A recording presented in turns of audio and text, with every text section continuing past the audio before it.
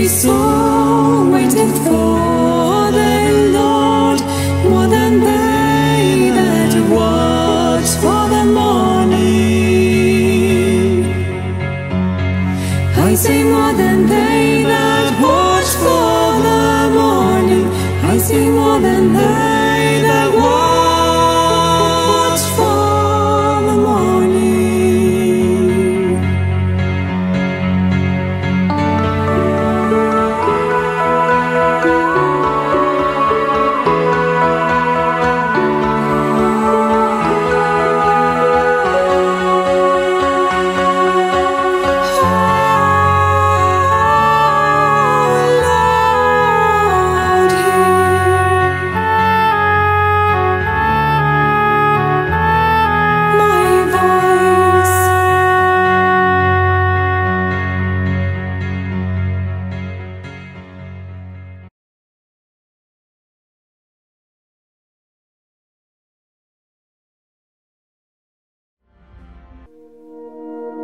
Mount Sinai.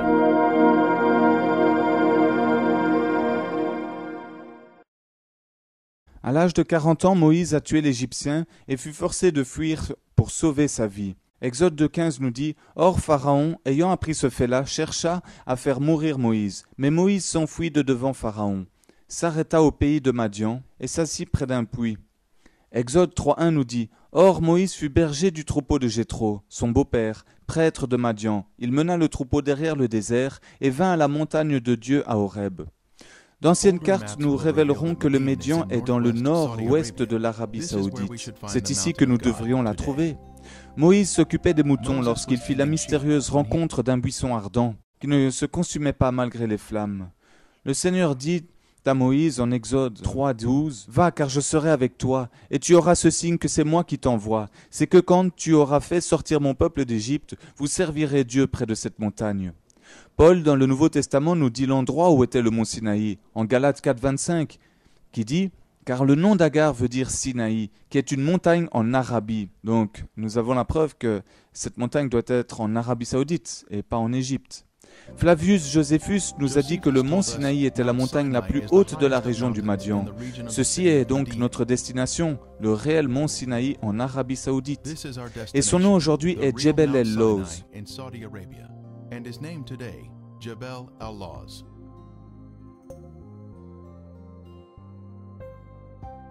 Alors, Herschel Shanks, l'éditeur de la Biblical Archaeology Review, cita que Jebel el-Lawz est le site le plus probable du mont Sinaï. Depuis la côte saoudienne du golfe d'Aqaba, nous avons d'abord inspecté les restes des piliers qui furent gravés d'inscriptions hébraïques dessus, mais que les Saoudiens enlevèrent, après que Ron Wyatt les montra aux autorités. Aujourd'hui, une plaque de l'enquête côtière de la mer Rouge marque le lieu de la colonne. Notre première destination est Élim, où les enfants d'Israël trouveraient de l'eau à boire. En Exode 15, 27, qui nous dit « Puis ils vinrent à Élim, où il y avait 12 fontaines d'eau et 70 palmiers, et ils campèrent là, près des eaux. » En utilisant Google Earth, nous pouvons zoomer jusqu'au lieu de Élim. Cela ressort du reste, avec tous ces palmiers verts qui sont rassemblés dans le canyon, un wadi. Au sol, nous pouvons voir le puits circulaire toujours en fonction aujourd'hui. Évidemment, il y a plus que 70 palmiers qui s'y trouvent aujourd'hui. Mais extraordinairement, 12 puits sont encore là à Élim.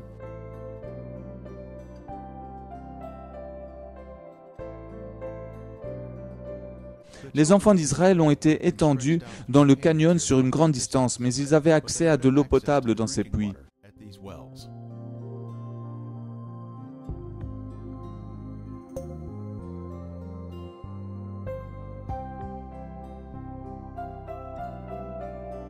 Exode 16.1 nous dit « Et toute l'assemblée des enfants d'Israël, étant partie d'Élim, vint au désert de Sin, qui est entre Élim et Sinaï, le 15e jour du second mois après qu'ils furent sortis du pays d'Égypte. Ensuite les enfants d'Israël voyagèrent au travers du désert de Sin et murmurèrent contre Moïse. Le Seigneur, rempli d'amour pour eux, les a pourvus avec de la manne provenant du ciel tous les jours, sauf lors des sabbats. » Sur une carte détaillée près du Talif al-Bad, ou l'ancienne Médian, nous pouvons voir Magaïr Chouaïb, qui signifie les caves de Jéthro. Ici, nous voyons le nom Jéthro inscrit sur la carte. Les façades de ces caves étaient prises par une civilisation dans un temps plus proche, il y a 2000 ans à peu près. Mais les caves intérieures de ces façades datent du temps de l'Exode, à Jéthro, il y a environ 3500 ans. Exode 17,5 nous dit « Et Yahweh répondit à Moïse, « Passe devant le peuple et prends avec toi des anciens d'Israël. Prends aussi dans ta main la verge avec laquelle tu as frappé le fleuve et viens. » Au nord-ouest de Djebel el-Lawz, il y a le rocher d'Horeb que nous allons explorer maintenant. Se tenant debout sur la crête de la colline, la roche singulière mesure entre 12 et 15 mètres de haut et peut être facilement vue à distance.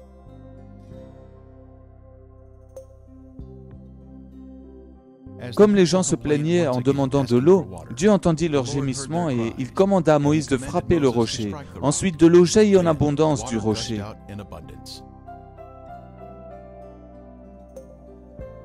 Le rocher fut séparé en deux, de haut en bas par la main de Dieu.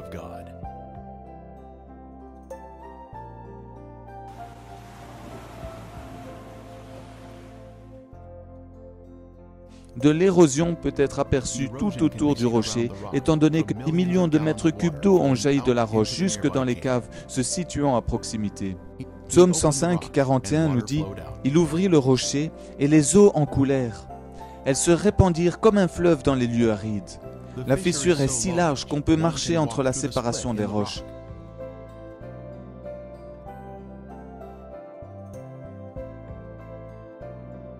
Les roches en dessous montrent des signes évidents d'érosion d'eau.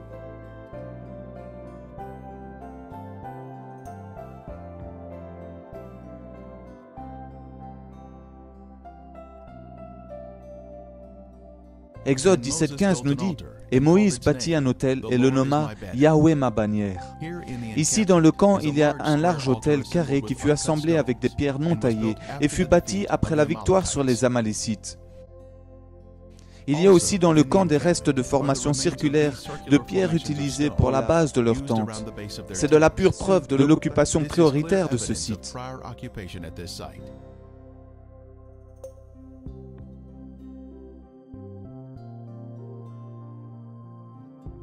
Notre destination maintenant est Djebel el-Lawz, ou le mont Sinaï, la montagne de Dieu.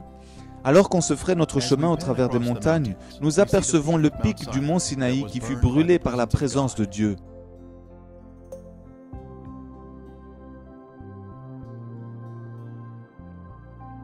La marque noire sur le pic du mont Sinaï montre l'endroit où il était en feu par la présence de Dieu. Exode 19, 18 nous dit « Or le mont Sinaï était tout couvert de feu, parce que Yahweh y était descendu en feu, et sa fumée montait comme la fumée d'une fournaise, et toute la montagne tremblait fort. » À la droite du pic est la localisation de la cave d'Élie. Il est extrêmement rare pour quiconque d'obtenir des vidéos de la montagne depuis qu'entrer en Arabie Saoudite est devenu très difficile, et ils gardent même militairement les lieux contre ceux qui veulent le photographier. Près du pied de la montagne, il y a une grille qui entoure toute la zone où les artefacts sont situés. Cela aide à authentifier le site.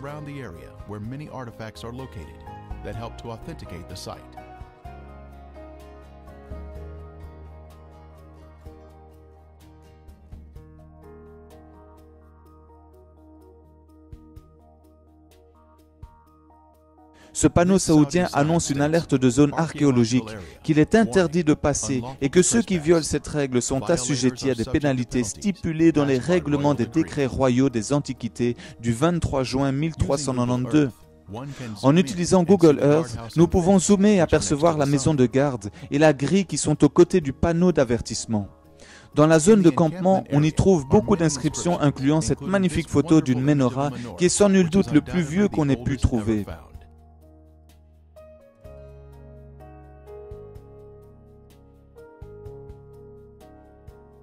Ce qui fut aussi trouvé dans le campement, c'est cette meulière cassée qui a dû servir à moudre la manne qui était collectée. Exode 24:4 nous dit « Or Moïse écrivit toutes les paroles de Yahweh, et s'étant levé de bon matin, il bâtit un autel au bas de la montagne, et dressa pour monument 12 pierres pour les 12 tribus d'Israël. » Google Earth nous montre l'autel à la base de la montagne de Dieu. avec un lieu où on attachait les animaux, juste à côté de celle-ci, qui aurait donc servi à retenir les animaux dedans et qui étaient sacrifiés.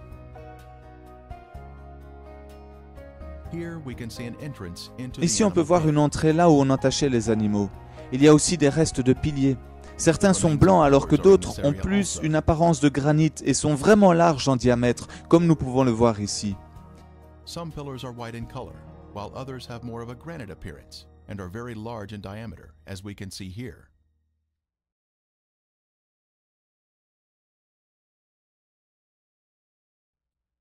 À partir de la même zone, on regarde vers le haut et on aperçoit le pic brûlé et noir. La roche a été littéralement brûlée par la chaleur, intense, présente, alors que ce n'est pas un lieu volcanique et on n'y trouve aucun volcan ou magma. Ce qui confirme jusqu'à maintenant la véracité et l'authenticité de la Bible. Car la seule présence de la gloire de Dieu décrite dedans nous explique comment cette partie de la montagne a pu brûler et fondre sans éléments naturels ou sans que l'on puisse expliquer naturellement ou scientifiquement le fait. Un veau d'or fut construit dans le camp par un groupe rebelle à Dieu.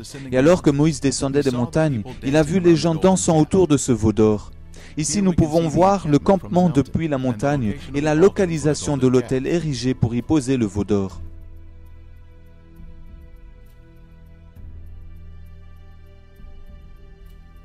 En utilisant Google Earth, nous pouvons zoomer sur une large roche qui nous montre les bases de l'autel. Sur le sol, nous pouvons voir les larges roches et la grille mise par les autorités saoudiennes dans l'espoir de préserver le site. À nouveau, nous avons le panneau du gouvernement assignant les visiteurs de rester éloignés.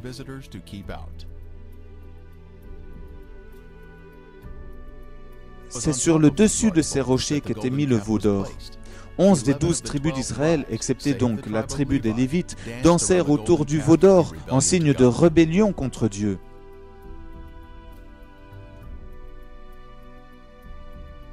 Non loin du mont Sinaï, depuis la grille, nous pouvons voir des images merveilleuses sur les rochers. Des styles scripturaires égyptiens du dieu égyptien Hathor ont été placés ici comme des graffitis.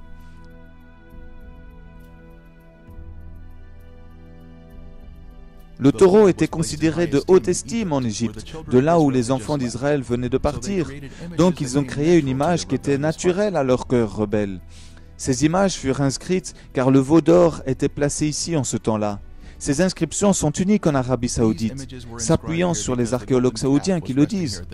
Le mont Sinaï fut d'abord découvert en 1984 par Ron Wyatt et ses fils, qui passèrent les frontières de l'Arabie Saoudite sans visa, dans le but de documenter les preuves ici présentées.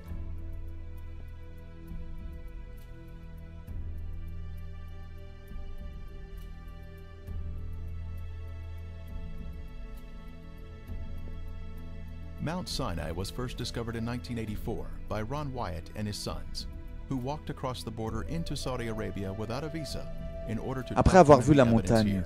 ses fils et lui furent capturés et accusés d'espionnage.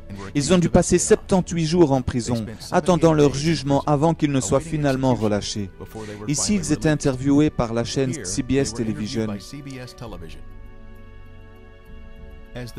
Il y avait donc quelque chose de nouveau à enquêter sur le sujet du mont Sinaï, l'Arche de l'Alliance, qui fut construite à cet endroit précis, à cette montagne, il y a 3500 ans environ.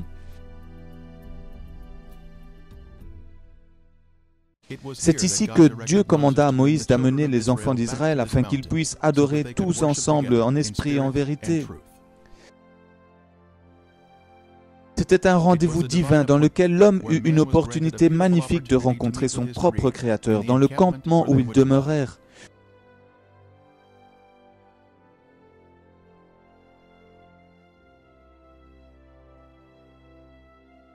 God arranged a loving appointment, sent down from heaven above.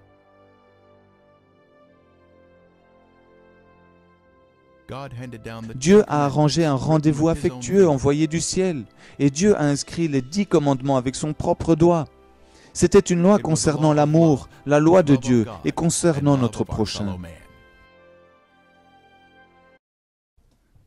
Comme vous venez de le voir, depuis le IVe siècle, le traditionnel mont Sinaï est localisé dans la péninsule du Sinaï égyptienne. et non dans le Sinaï de l'Arabie saoudite. Cela est dû au fait que la mère de l'empereur romain Constantin, Hélène, a choisi cette montagne en Djebel Moussa, en Égypte, pour être soi-disant le vrai mont Sinaï. Premièrement, nous savons combien Constantin a fait des dégâts au niveau de la vraie foi chrétienne, puisqu'il imposait à tous, même aux païens, de devenir catholiques.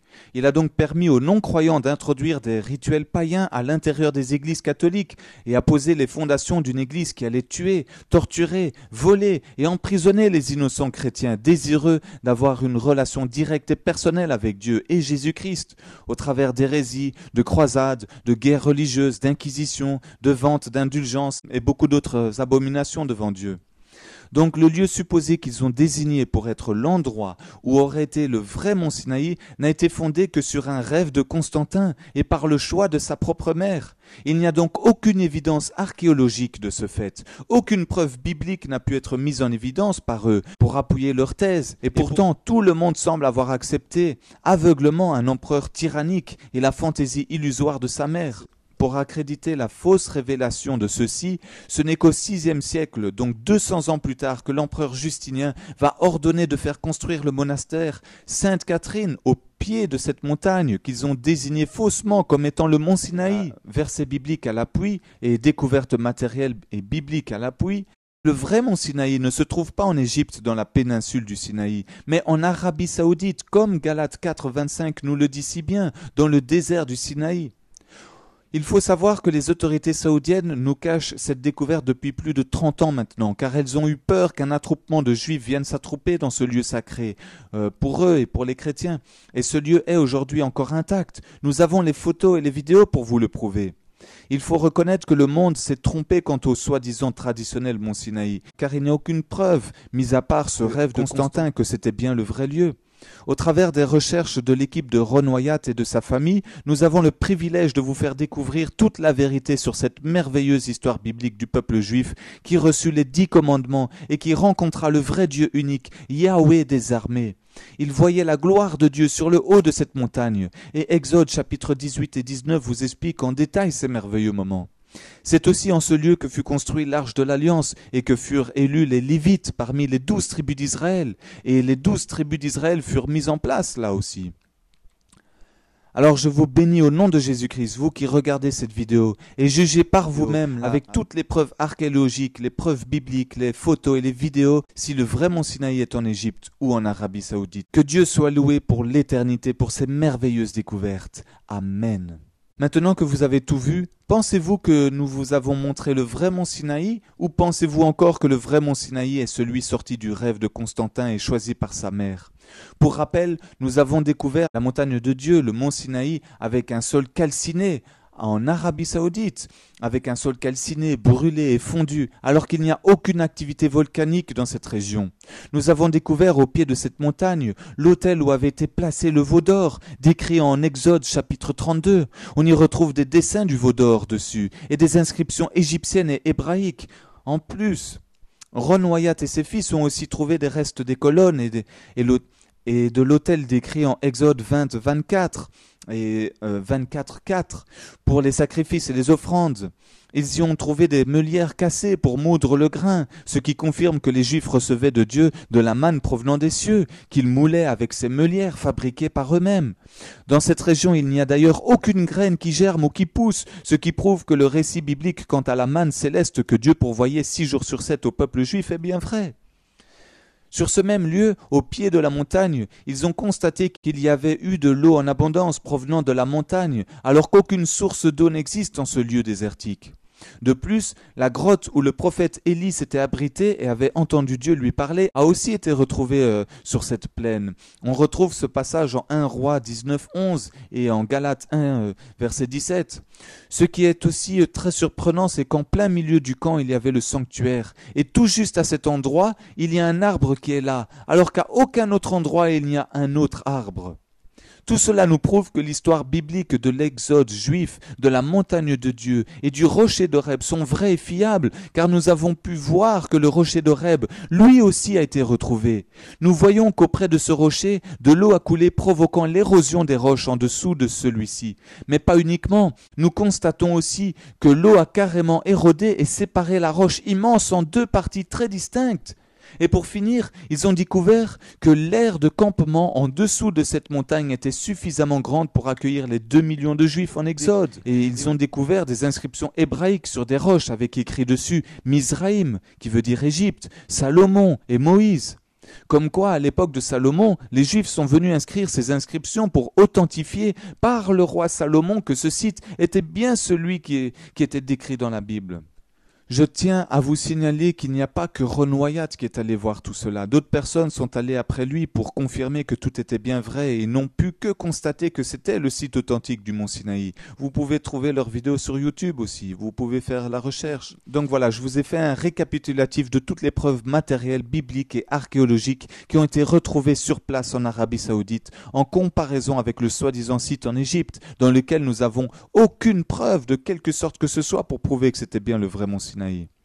Donc maintenant, j'espère que vous avez été éclairés et bénis au travers de ces merveilleuses découvertes appuyées par les versets bibliques correspondants, et je compte sur vous pour faire propager cette vidéo, pour la partager, pour en parler autour de vous, car nous sommes au temps de la fin et Dieu nous a choisi ce temps pour nous révéler tout cela et mettre à jour toutes ces découvertes que les autorités saoudiennes tentent de nous cacher en militarisant les lieux, en emprisonnant ceux qui s'y aventurent et en mentant au monde entier sur la vérité, sur l'authenticité de la Bible.